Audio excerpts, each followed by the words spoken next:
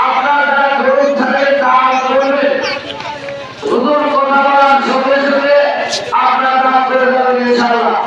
বিক্ষিপ্ত মধ্যে তাদেরকে আমি চেষ্টা করছি তাদের আমরা এবং তাদেরকে বোঝার জন্য চেষ্টা করুন।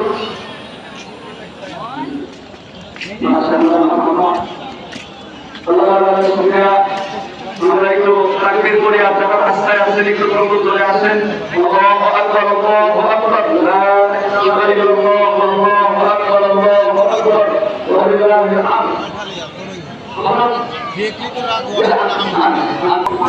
কিভাবে দেখেন আপনি আমি কোরআন শরীফে বলা আছে ফালাম্মা আসলামা ওয়া তাল্লাহু লিল জাবিন, যখন তারা দুইজন আত্মসমর্পণ করলো, অর্থাৎ হাদিসের মধ্যে তাফসীরের মধ্যে পাওয়া যায় যে পিতা আর পুত্র তখন দুইজন এই অবস্থায় কি করছিলেন।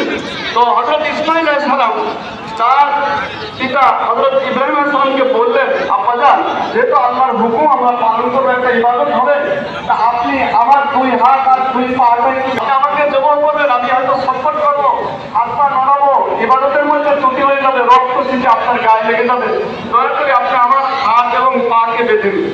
এরপরে আবার এই ছেলে বাবাকে বলতেছেন, আব্বাজান আপনি আপনার চক্ষু বেঁধে নেন আর আমার আজকে যে কাজটা করবো সেই কাজটা সম্পর্কে কিছু কথা আপনাদেরকে জানাবেন। তাহলে হযরত ইব্রাহিম আলাইহিস সালাম যখন আল্লাহ তাআলা তাকে এই পুরস্কার দান করলেন, এখন ইব্রাহিমকে বললেন, ইব্রাহিম তুমি কি চাও আমার কাছে চাও। হযরত ইব্রাহিম বললেন, আল্লাহ আপনার কাছে একটা জিনিস চাবো, সেই জিনিসটা আমরা হয়তো অনেক কিছু চাইতাম, আমাদের এইটা দেন সেটা দেন, আমাদের দ্বন্দ্ব আলাদা। হযরত ইব্রাহিম আল্লাহর কাছে চায়া বলছেন, কি চায়া বলছেন, রব্বানা ওয়াবা'আথ ফীহিম রাসূলাম منهم يتلو عليهم آياتك ويعلمهم الكتاب والحكمة ويزكيهم إنك أنت العزيز الحكيم।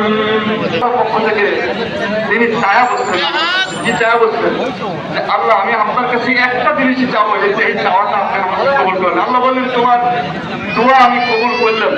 তিনি ঠিক কি চাইলেন, আমি চাচ্ছি যে এই যে একটা ঘর আমি তৈরি করলাম, এই ঘরের জন্য একটা মুতাওয়াল্লি আপনি দান করবেন, আর এই ঘরের জন্য একটা মুতাওয়াল্লি দান করবেন, আর এই যে ঘর এটা ইউনিভার্সিটি